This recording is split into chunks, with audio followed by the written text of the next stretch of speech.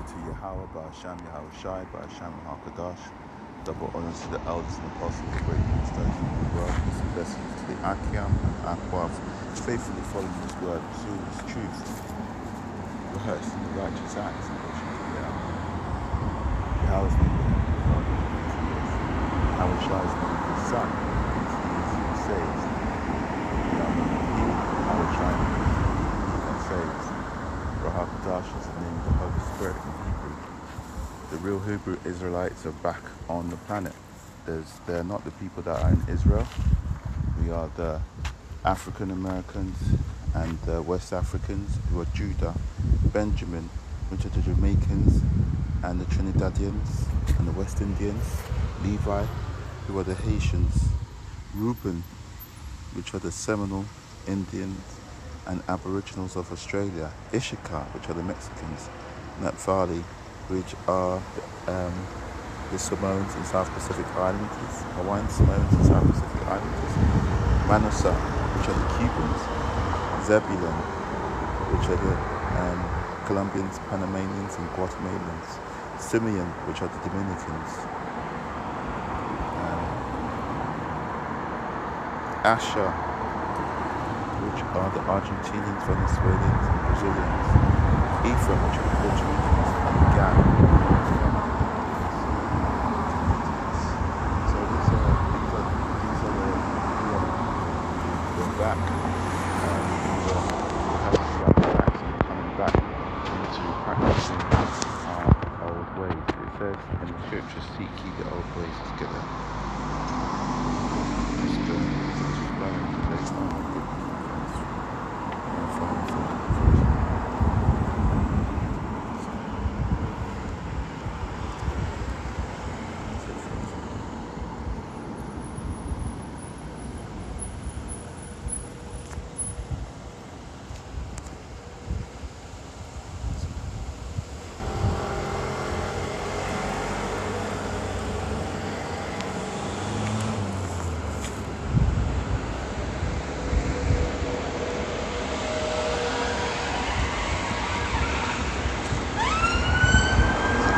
Ask what the old path is. Jeremiah 6:16. Thus saith the Lord, stand ye in the ways and see, and ask for the old paths, where is the good way, and walk therein, and ye shall find rest for your souls. But they said, so let's get a bit more context for that. It's always good, but don't do like the Christians do, just pull out one verse. If someone gives you a precept, read around it, even up to the start of the chapter or even the start of the previous chapter, just to get some context. It says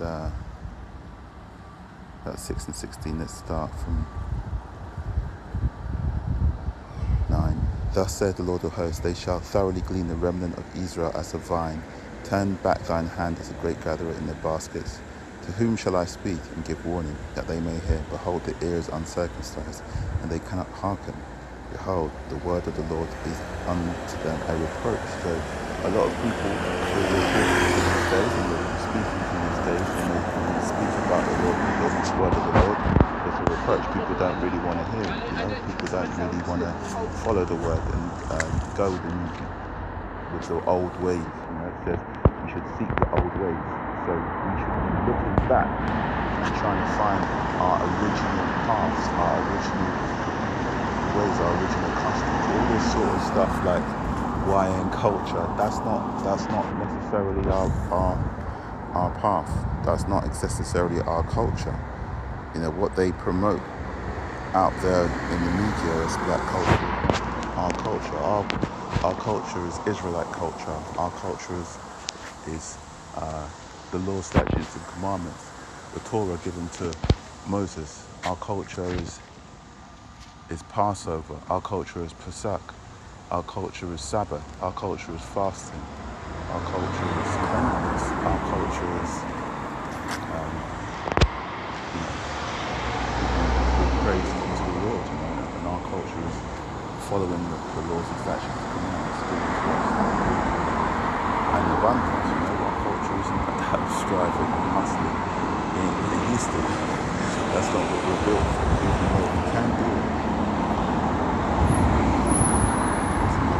David, the work is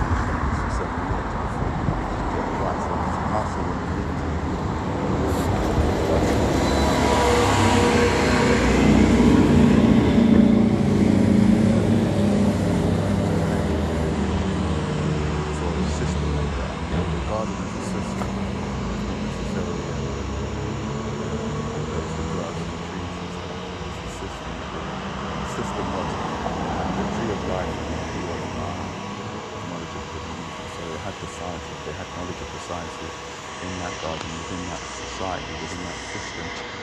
But we didn't need to follow that because we had the tree of life.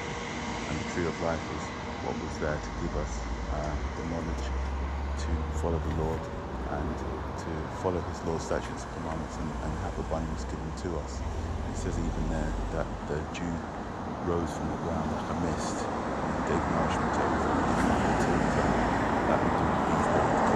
So that's our approach. This is what we should be seeking. We're seeking that with the elders and apostles and the people that are on the street, the people that are doing the videos ain't doing it for they ain't doing it for fun, although it is a pleasure to do it for the Lord, but they're doing it because actually we're looking further than the present. And I've got like a pet dog, and he only just sees the present. You don't see anything further than what's in front of him. You don't plan you don't plan about what he's going to do next week. You don't plan really what he's going to do the next minute. Everything is direct, and when you're like that, you are spiritually, I love him to bits, but you are spiritually dead. You don't really have a spirit. That's why it says in scriptures, the spirits of beasts go downwards. They don't really ascend up and come in front of the Father. They just go straight back into the recycling pen, get mixed up and come out again. I don't think there's a reincarnation for animals. Come out. Spirit. It says that in the scriptures. The point being is that you're not able to see beyond what is in front of you right now. Considered spiritually dead. It says in the scriptures that they're dead. I think that's Matthew 6 and 24. Now, obviously, he wasn't saying let dead people bury themselves. That doesn't make sense.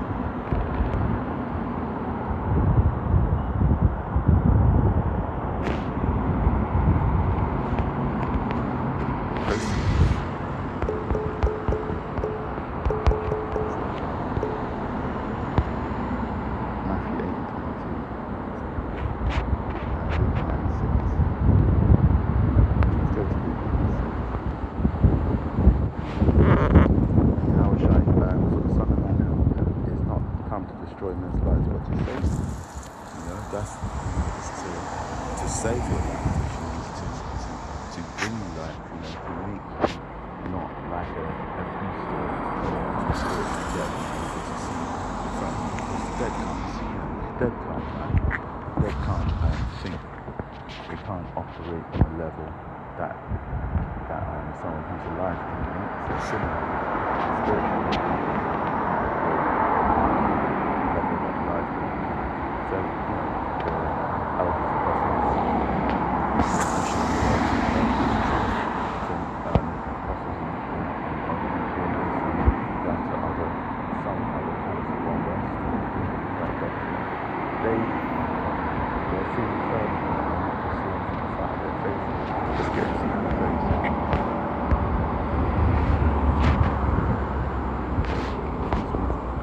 Because it's been on heavy on me recently, this concept of being alive and being dead. When you can see, even Yahweh Shai said it, about the faith, when the mustard seed grain is very small. You only have a tiny speck of faith. And what's faith? Faith is everything being not from the seed. What's faith? It's not the carnality that's in front of us, not looking at things through beastly eyes, through eyes of just what's in front of us or what we can see even in this lifetime. You see, anyway, let's get into Ezekiel 37. The hand of the Lord was upon me and carried me out in the spirit of the Lord and set me down in the midst of the valley, which was full of bones, and caused me to pass by them round about. Behold, there were very many in the open valley, and lo, they were very dry. And he said unto me, Son of man, can these bones live? And I answered, O Lord, thou knowest. Again he said unto me, Prophesy upon these bones, and say unto them, O you dry bones, hear the word of the Lord. So all the dry bones, are the house of Israel, their laws, statutes, and commandments,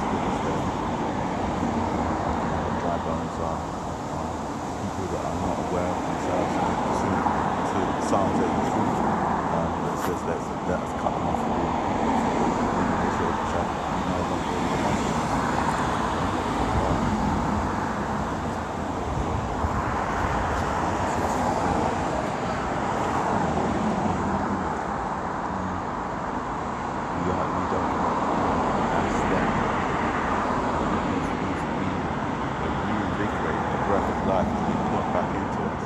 And as we approach the end, because we're running out of prophecies to fulfill right now, right? We're looking at the next major prophecies, the MOTB prophecy might be true. We're waiting for that. As it says in Revelation 7:16, all blessed and great rich and free God to receive a mark on their right hand. That whoever doesn't have the mark will not be able to buy or sell. So you know that is the last prophecy. So we're running out of actual prophecy to come. Now is the MOTB and the return of our Lord. That's all that we're waiting for right now. Just waiting for that those final few prophecies, and that's it, because that's all the after that it's all good. After that we won't need to. We'll have the law, statutes and commandments written and engraven in our hearts. Again he said unto me, prophesy unto these bones and say unto them, O you dry bones, hear the word of the Lord. And so what is it that brought the dry bones, the bones back to life? It was the word of the Lord, the Spirit. That knowledge and wisdom and understanding of the Spirit, that lack of carnality, that faith, that being able to see things and believe in something bigger than what you see in front of you. That's life. Life isn't, I was thinking about doing a lesson, I want to make it 7, but there were 6 things I can think of right now. 6 words that are misunderstood, or have been given new definitions. So modern times in the world, that's good definitions, good times, bad times. We think of it as good, ethical people, and then something that's beneficial and something that's bad. There's the righteousness and the wicked. Wicked again, we think of evil people, which is kind of close, but there's wicked people that have somewhat similar.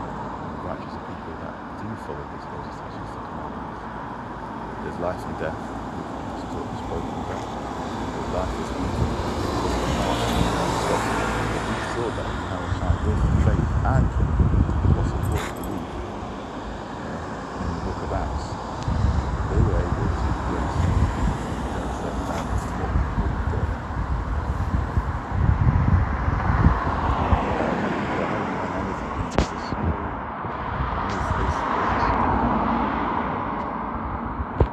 How was always in the spirit. Like, as soon as one of these apostles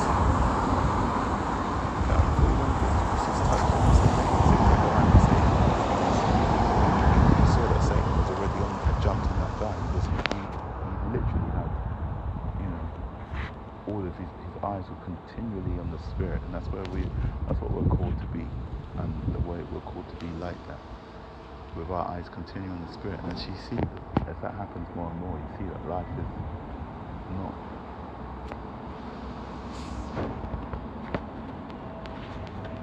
about having your heart beating and able to see.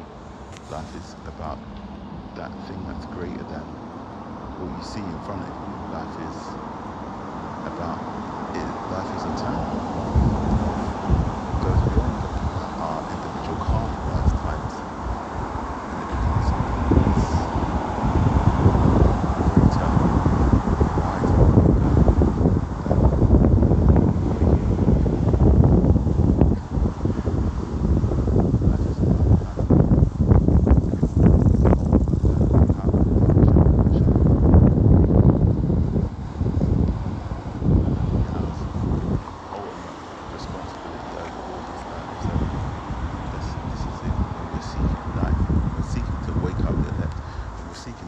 life.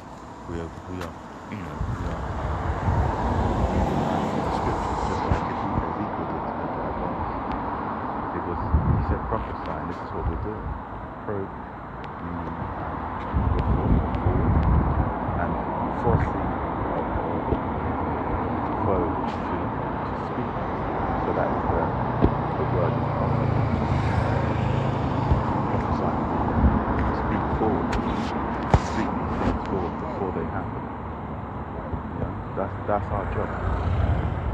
And as we do that, we speak life. We speak life into the dry bones, you know, and those people, those unfortunate people that have been cut off. To Psalms 83, from being a nation, he fell for the open door that we might make him live again. And living in him, we're doing that job, we're resurrecting. You know, we're resurrecting in spiritual resurrection, which is, you know, is much greater than what you might consider, you know, than just resurrecting the body. Although it's, you know, it is an amazing and incredible miracle to do, but you know, spiritually resurrecting the spirit. It says in the scriptures, don't fear the person who will just destroy your body, but fear the person who is roughly paraphrasing, who can destroy your spirit and soul. You know, because at the end of the day, the spirit is above.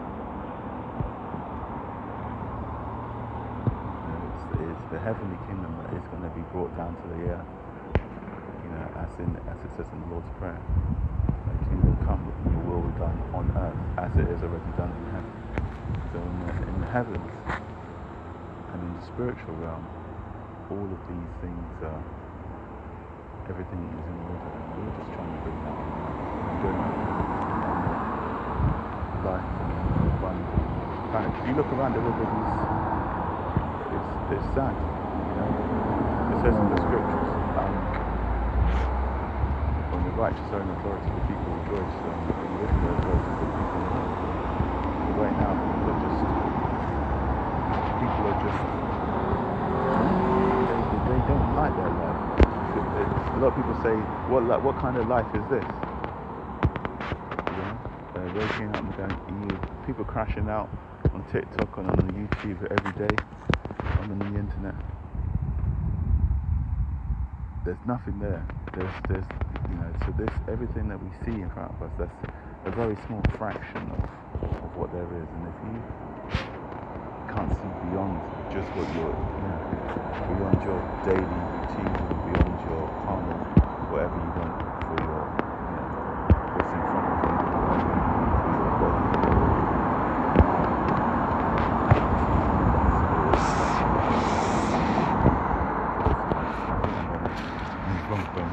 The subject of life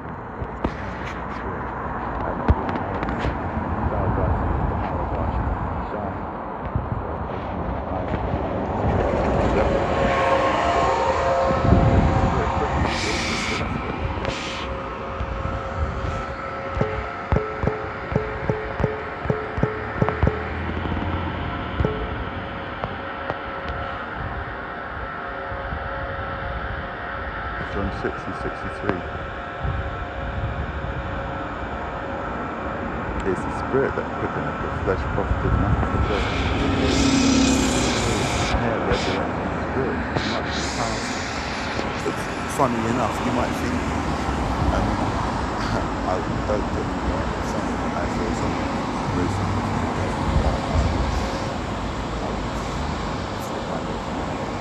I lost my chain. I don't know what it is. But spiritually, it's a lot more powerful to wake up the spirit of an individual from being dead, because that dead person will continue to be reincarnated and may go through lifetimes of punishment. Decades, centuries of punishment, you know. So it's the spirit that quickeneth. What does it say? The flesh profiteth nothing.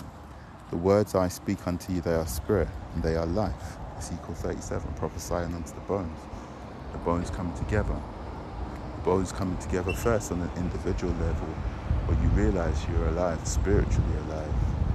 You realize that reincarnation does exist. You realize that you've been here before. You realize where you are in the prophetic timeline. You realize that other people, you realize who your enemies. You realize that the holidays and feast days that Esau's had you celebrate to your demise. You realize what they're trying to do to the nation of Israel. You realize Psalms 83. You realize all of these things. But there are some of you that believe not. For Yahushua knew from the beginning who they were that believed not, and who should betray him. And he said, therefore I say to you, that no man can come unto me except it be given him of the Father. And we will give all praises, honor and glory to Yahweh, Ba'asham, Yahweh Shai, Ba'asham, Rahakadosh, for giving us the spirit to understand and receive the truth.